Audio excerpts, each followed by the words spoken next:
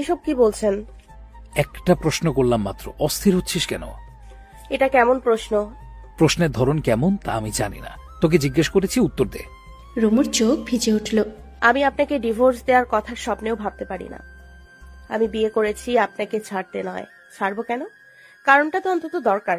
ছাড়ার মতো কোনো কারণ আমি খুঁজে পাচ্ছি না। অনেকে বললো তুই আমাকে ছেড়ে যাবি, এই যে তুই নিখোঁজ যখন ফিরবি তখন নাকি ডিভোর্সের সিদ্ধান্ত নিয়ে ফিরবি। তাদের আপনি কি বললেন? বলেছি আমার রুমু আমাকে ছাড়বে না। এবার ঘুমা। উজ্জ্বল বৃদ্ধা আঙুলের সাহায্যে রুমুর চোখ মুছে দিল। অনেকটা সময় পর ঘুমিয়ে পড়ল দুজনে। যখন ভোর হলো তখন সৈয়দ বাড়ির সকলের ঘুম ভাঙল হট্টগোল চিৎকার চেঁচামেচিতে। উজ্জ্বলদের লোহার কেটে দেদারসে পদাঘাত করছে রাশেদ, সেই সাথে অকথ্য ভাষায় গালাগালি। তখনও বৃষ্টি কমেনি, ঝিরঝির বৃষ্টি চলমান। সৈয়দ শামসুল রেগে গেলেন, ছাতা হাতে বেরিয়ে এসে বলেন, রাশেদ, এটা ভদ্রলোকের বাড়ি, কোনো জন্তু জানোয়ারের না। সাত সকালে এইসব তামাশা কেন শুরু করেছিস? তামাশা আমি করছি নাকি তোরা? রুমুকে আসতে বল, আসতে বল রুমুকে। চাচার সাথে তুই তো কারি, ব্যাপারটা বাড়াবাড়ি হয়ে গেল না? উজ্জ্বল ঘুম ঘুম চোখে সবটাই শুনল। রক্ত তখনও তার টপ বগিয়ে ফুটছে। উজ্জ্বল সিদ্ধান্ত নিয়েছিল রুমুকে যখন পাওয়া গেল তখন আর কোনো রাগ নয়, জেদ নয়। রাশেদের সাথে যত কথা কাটাকাটি হবে ততই জল ঘোলা হবে। সব মিলিয়ে উজ্জ্বল যখন তার রাগকে নিয়ন্ত্রণে রেখেছিল তখনই রাশেদের তুইতকারি তার রাগ বাড়ালো। বড় বড় পা ফেলে উঠোনে গিয়ে চিৎকার করে বলে, রাশেদ, ঝামেলা চাই না, চলে যা। তোর কথা শোনার জন্য বসে আছি, রুমুকে আসতে বল। রুমু আমার স্ত্রী, আমার স্ত্রী কোথায় যাবে কোথায় থাকবে সেসব সিদ্ধান্ত একমাত্র আমি নেব। রুমু এখানে আসবে না। উজ্জ্বল, তোকে সাবধান করলাম, খুন করে ফেলবো। চেষ্টা করতে পারিস। সাহস থাকলে গেট খুল। ওকে, এবার তাহলে লড়াই হয়ে যাক। উজ্জ্বল যখনই গেটের কবজায় হাত রাখল তখনই সৈয়দ ইসমাইল বাইরে থেকে চেঁচিয়ে বলেন, খবরদার উজ্জ্বল, এই ভুল করিস না। রাশেদের কথায় গেট খোলার কোনো দরকার নেই। তোরা সবাই ঘরে যা, এদিকটা আমি দেখছি। উজ্জ্বল কথা বাড়ায় না, সে চায় না ঝামেলা বাড়ুক। এতদিনের ধকলে সে বড্ড ক্লান্ত। রুমু দরজায় দাঁড়িয়ে দেখছিল সবটা। সে কেমন অপরাধবোধ নিগড়ে যাচ্ছে। অবচেতন মন বারবার ইঙ্গিত দিচ্ছে, তুই যদি বিয়েটা না করতে ঝামেলা এতদূর আসতো না। বৃষ্টি থেমে গেছে, পরিবেশটা এখন শীতল শান্ত। রুমু উজ্জ্বলের পানে তাকিয়ে বলে, উজ্জ্বল, হুম। আপনি শুকিয়ে গেছেন, চোখটা বেঁধে গেছে। আমার দিকে না তাকিয়ে নিজের দিকে তাকা। শরীরের কি হাল হয়েছে? আমি বেঁচে আছি এই তো অনেক। তোর ভাই মা পাষাণ। জানি। মারলো কেন? আপনাকে ছাড়তে বললো কিন্তু আমি রাজি হইনি। তুই আমাকে ছাড়লে তাদের লাভ কি? কাবিনের টাকাটা। উজ্জ্বল চমকে গেল। এতক্ষণ সে রুমুর কাটা ছেঁড়া স্থানে গলায় যত্ন নিয়ে মলম লাগাচ্ছিল। রুমুর কথায় থেমে গেল তার হাত। কাবিনের টাকা মানে? আপনি আমাকে ছেড়ে দিলে যে কাবিনের টাকাটা দেয়া হবে সেই টাকার জন্যই এত সব। তোর ভাইয়ের এত বুদ্ধি, বোন নিয়ে ব্যবসায় নেমেছে নাকি? আমার কোনো ভাই নেই। আচ্ছা, আমরা কি একই মায়ের পেটের ভাই বোন? রুমুর গলা ধরে এলো। উজ্জ্বল পুনরায় তার কাজ চালিয়ে গেল। কত জায়গায় মলম লাগাবো? সারা শরীর ক্ষত বিক্ষত। জানেন, আমি যেদিন পালিয়ে আসলাম সেদিন আমাকে পালাতে কে সাহায্য করেছে? কে আর? চাচা যান? না, রাশেদ ভাই। উজ্জ্বল দ্বিতীয়বার চমকালো। রাশেদ রুমুকে পালাতে সাহায্য করেছে, এ তো বড় আশ্চর্যের ব্যাপার। রাশেদ তোকে পালাতে সাহায্য করলে হিমেলের সাথে বিয়ে কেন ঠিক করলো? হলুদের আয়োজন শেষে মাঝরাতে আমি যখন কাঁদছিলাম তখন ভরসার হাত বাড়ায় রাশেদ ভাই। আমাকে বলল পালিয়ে যেতে, তবে কিছু শর্ত আছে। কি শর্ত? আমি পালিয়ে আপনার কাছে যাব। সকালে যখন জানা যাবে আমি নিখোঁজ, তার একদিন পর থানায় মামলা করা হবে আপনার নামে। আরে বাহ! সেদিন আমার উদ্দেশ্যে ছিল কিভাবে এই নরক থেকে মুক্তি পাব, তাই রাশেদ ভাইয়ের কথার সাথে সামিল হই। তবে আমার উদ্দেশ্য ছিল শুধু একবার বের হই, আর পিছু ফিরে আসব না, আর আপনাকে বিয়ে করে তবেই নিশ্চিন্ত হব। যখন গেট ছেড়ে বেরিয়ে যাই আর দৌড়াতে থাকি তখনই আব্বা ফোন করলেন। আপা নাকি দেখেছেন রাশেদ ভাই আমাকে বের হতে সাহায্য করেছেন, তবে এর পেছনে কি উদ্দেশ্য আছে আব্বা জানতে চাইলেন। আমি সত্যটা জানালাম আর আমার সিদ্ধান্ত জানালাম। আব্বা শুধু একটা কথাই বললেন, উজ্জ্বলকে ঠকালে তুই নিজের কাছে ঠকে যাবি। বিয়ের পরেও রাশেদের সাথে তোর যোগাযোগ ছিল? হ্যাঁ ছিল। বিয়ের বেশ কয়েকদিন পর যোগাযোগ হয়। আমি জানিয়েছিলাম আমাদের বিয়ের কথা। রাশেদ ভাই ভীষণ রেগে যায়। যখন আপনার কাছে কাবিনের টাকার কথা জানতে চাই, আমি সত্যটা বলি। এটাও বলি আমি উজ্জ্বলকে ছাড়বো না, যত যাই হয়ে যাক। রাশেদ ভাই রেগে গেলেন। আমাকে বললেন উর্মি আপার সংসারে ঝামেলা করবেন। আরো কত কি হুমকি দিলেন। বিশ্বাস করেন আমি ভয় পেয়ে যাই। আমাকে একবার জানানোর প্রয়োজন বোধ করলি না? আমি সাহস নিয়ে বলতে পারিনি। রাশেদ ভাই বলল, যদি আপনাকে ডিভোর্স দিই আর টাকা আদায় করতে পারি তবে আমাদের উভয় জনের লাভ। তো ডিভোর্স দিলি না কেন? রুমু হেসে ফেলল। আমি আপনাকে ডিভোর্স দিতে বিয়ে করিনি। বলেছি না, আমি আপনাকে সৎ নিয়তে বিয়ে করতে পালিয়েছি। ডিভোর্স দিব করে যখন আমি রাশেদ ভাইকে ঘোরালাম, শেষ পর্যন্ত জানিয়ে দিলাম আমি ডিভোর্স দিব না, তখনই পাষাণের মতো কাজটা করলো। তোর কি মনে হয় না এসবের জন্য তুইও দায়ী? শুরুতে আমাকে জানালে এমনটা হতো? আমি চেয়েছি রাশেদ ভাইকে দমিয়ে রাখতে। আপনাদের উভয় পক্ষের রেষারেষি আর ভালো লাগে না। বাড়িতে নিয়ে তোকে কি করলো?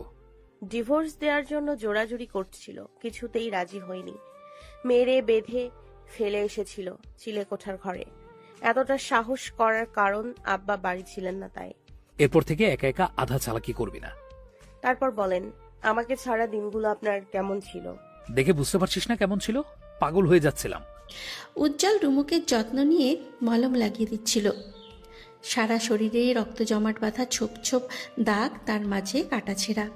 আমি তোকে কতটা যত্ন রাখি, আর পাষাণরা এক নিমিষেই। উজ্জ্বল কথা শেষ করার আগে রুমু তার গায়ে থাকা ঢিলেঢালা টি শার্টটা টেনে খুলে ফেলল। উজ্জ্বল হতবম্ব। রুমু, তুই ঠিক আছিস? না, কাছে আসুন। What the? নিজের শরীরের অবস্থা দেখেছিস? এই অবস্থায় এসব কোনো প্রয়োজন নেই। এখনই প্রয়োজন। উজ্জ্বল ধমক দেওয়ার আগে রুমু ঘুরে বসে। তৎক্ষণাৎ তার চোখ যায় রুমুর পিঠে লম্বি একটা কাটা দাগ। কাটা জায়গাটায় ক্ষতস্থান লাল হয়ে আছে। পিঠে ভীষণ ব্যথা। এই ক্ষতটা বেশি জ্বালাচ্ছে। এটা কি করে হলো? জানি না। উজ্জ্বলের বুক কেঁপে উঠল। রুমুর ক্ষতস্থান পরিষ্কার করে মলম লাগাতে রুমু বলে, জামা খুললাম বলে কি ভেবেছেন? মানে কিছু না। বি পজিটিভ, ওকে? নো। দিতে তাকায়। এই দৃষ্টি উজ্জ্বলকে দুর্বল করতে বাধ্য। উজ্জ্বল ঢোক গিলে নিজেকে এতটা কন্ট্রোললেস করলে চলবে না। সে যখন নিজের মনের সহিত যুদ্ধ করছিল, তখনই রুমু তার ধৈর্যটার বাঁধ ভেঙে দিল। মেয়েটা মিশিয়ে দিল তৃষ্ণা পীড়িত দুটো ঠোঁট। উপস্থিত যত ঝুটঝামেলা দুটি সত্তা ভুলে গেল এক নিমেষে। উজ্জ্বল যতটা আঁকড়ে ধরতে চাইল, রুমু তার থেকেও বেশি আঁকড়ে ধরল। কয়েক মিনিটে রুমু হাঁপিয়ে উঠল। ওকে উজ্জ্বল। হ্যাঁ? কিছু না। পুনরায় রুমু উজ্জ্বলের ঠোঁটে ঠোঁট মেশালো। উজ্জ্বলের ঘাড়ে হাত রেখে নিজের অবস্থান পাকাপোক্ত করল। উজ্জ্বল খেই হারিয়ে মেয়েটাকে জড়িয়ে ধরতেই চাপা আর্তনাদে গঙ্গানি দিল। তৎক্ষণাৎ সতর্ক হলো সে। রুমুকে ছাড়তে চাইলেও রুমু তাকে ছাড়ল না। এই তো আর কয়েকদিন বাদে রুমুর এইচএসসি পরীক্ষা। শুরুতে পড়াশোনা নিয়ে মেয়েটার খুব বেশি চিন্তা নেই, কিন্তু উজ্জ্বলের আছে। উজ্জ্বল বারবার বলেছে এই বছর গ্যাপ দে, আগামী বছর নিজের সর্বোচ্চটা দিয়ে চেষ্টা করে পরীক্ষায় বসবি। কিন্তু রুমু এই কথা তীব্র প্রতিবাদ জানায়। সে চায় না এক বছর গ্যাপ চলে যাক, ভাগ্যে যা আছে হবে। শরীরের ক্ষত ধীরে ধীরে শুকিয়ে এসেছে।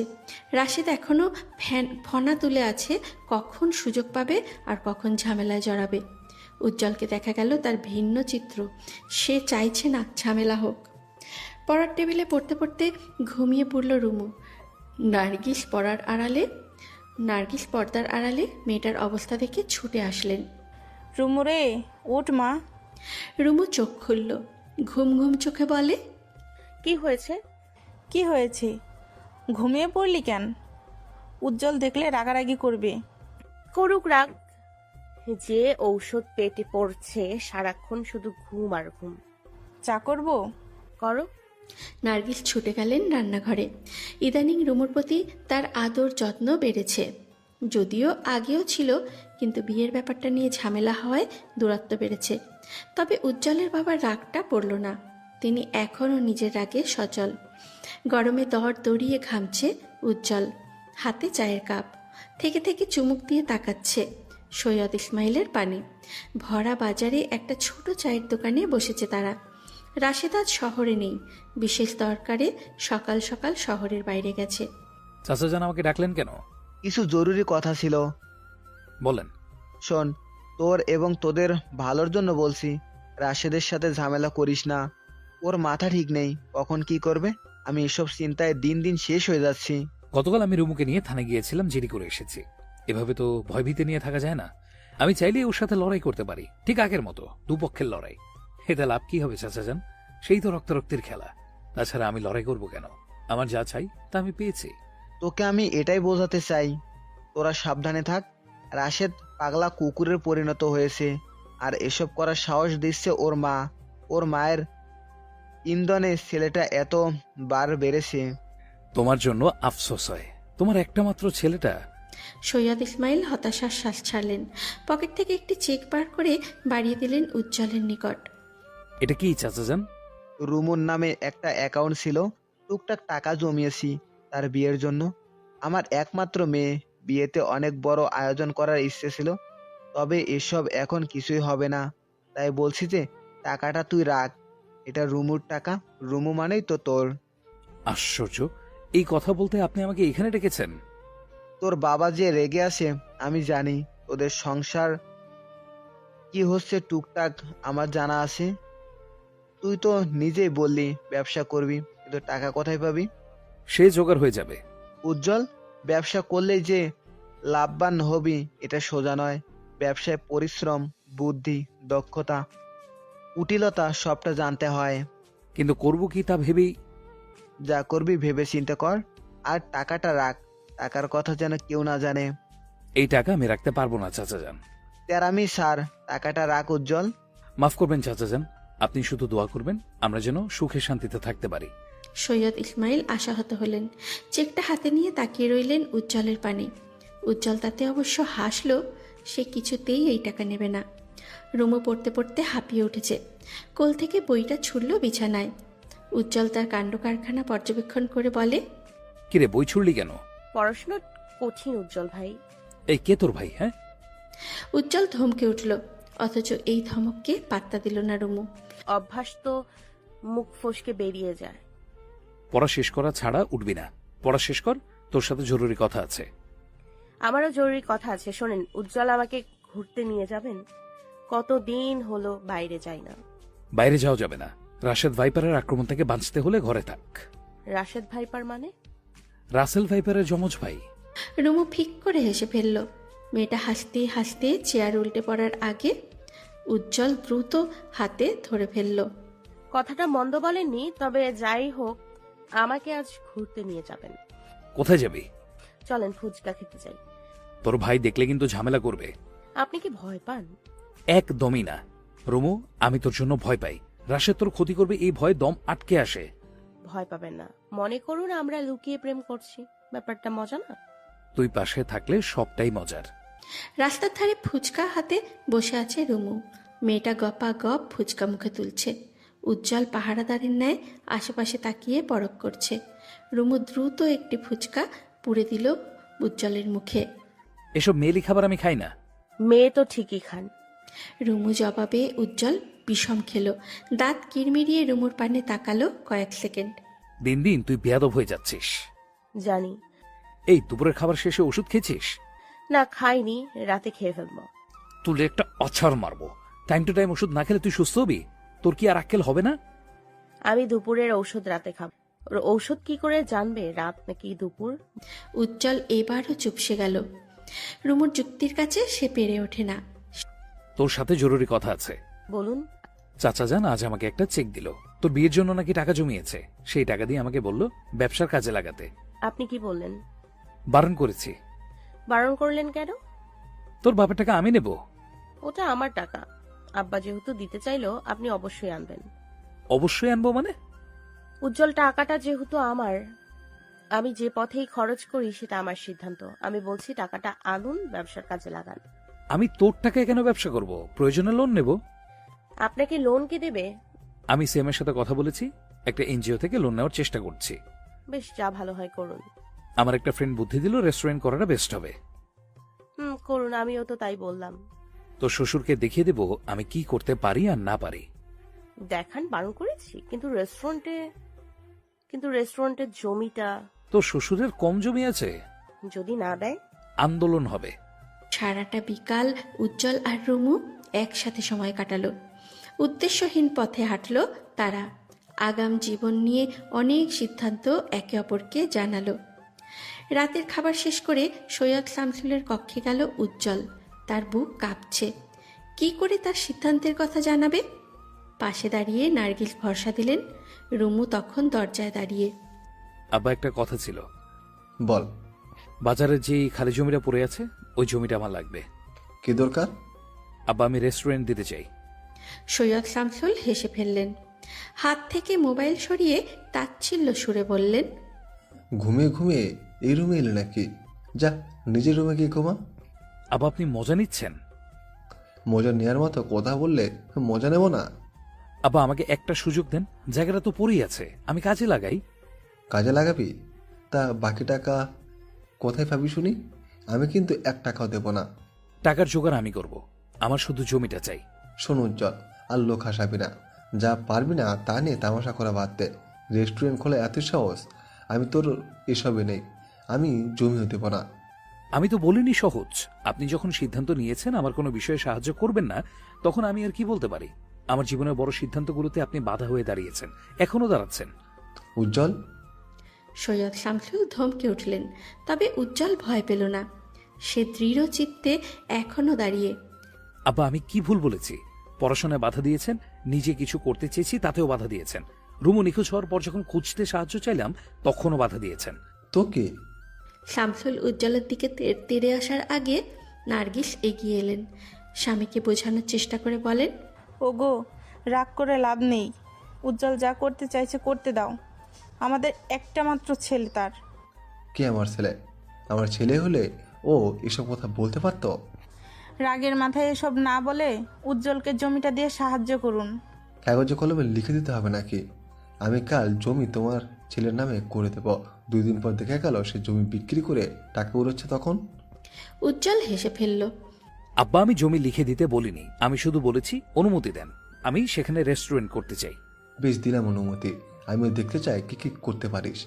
উজ্জ্বল বুকের মাঝে হাত ভাঁজ করে শামসুলের মুখোমুখি দাঁড়ালো এবং শুধুই, পারতেই হবে আব্বা, লড়াইটা আমার আর আপনার। আমি দেখিয়ে দেব সৈয়দ উজ্জ্বল আনিস কি কি করতে পারে। এত বড় বড় কথা বলিস না। আমি দেখব কি করতে পারিস। ইনশাল্লাহ পারবো। যদি না পারিস?